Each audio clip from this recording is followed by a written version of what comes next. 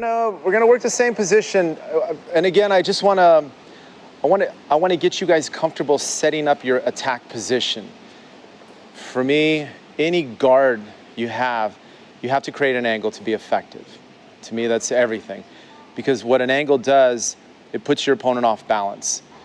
For a technique to work, you must unbalance your opponent, but unbalancing comes in two ways.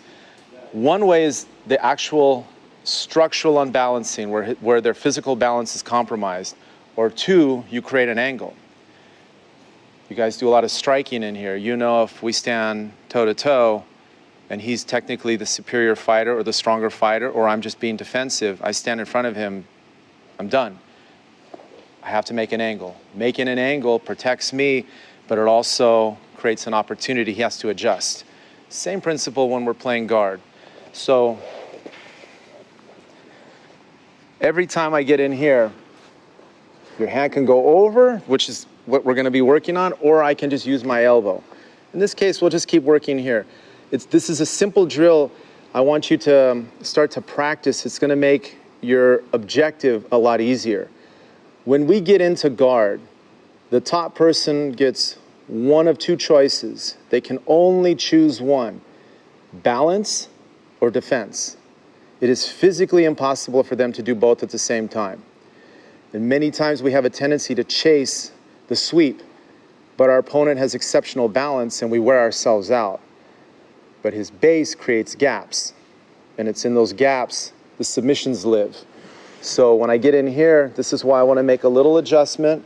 And his hand, remember how I was saying we put the hand out? We have two options here. If I want to sweep him, like how do I pull the hand in? I can start by keeping his hand right where it is and scoop my hip close. Now it's in my pocket. It's an easy sweep. See? Instead of physically trying to pull his hand in, most of the time when they do that, I lock my arm out and his hand has to stay there. Then it's an easy way to dump your partner over.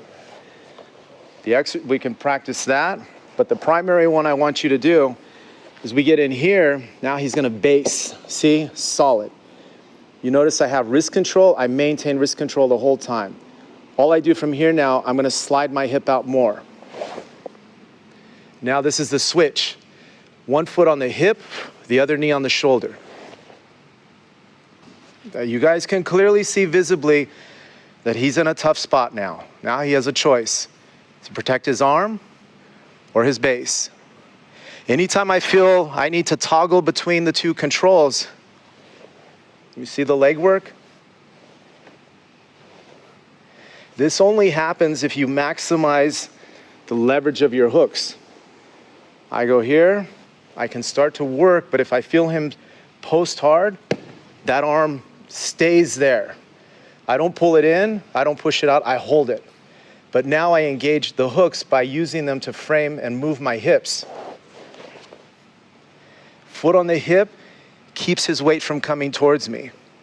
The knee on the shoulder breaks his posture. Can go after his shoulder, omoplata, triangle. And at any time I feel him trying to pull everything in, there's your sweep. So, your two things I want you guys to work on.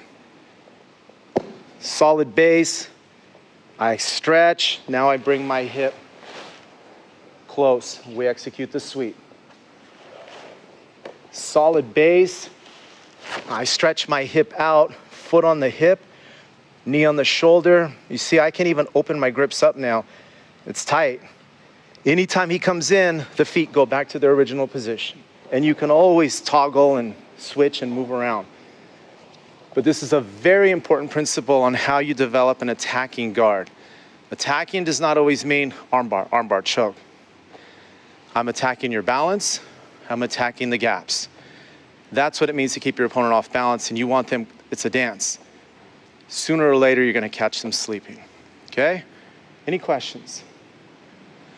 Let's go, 1, 2, 3, thank you.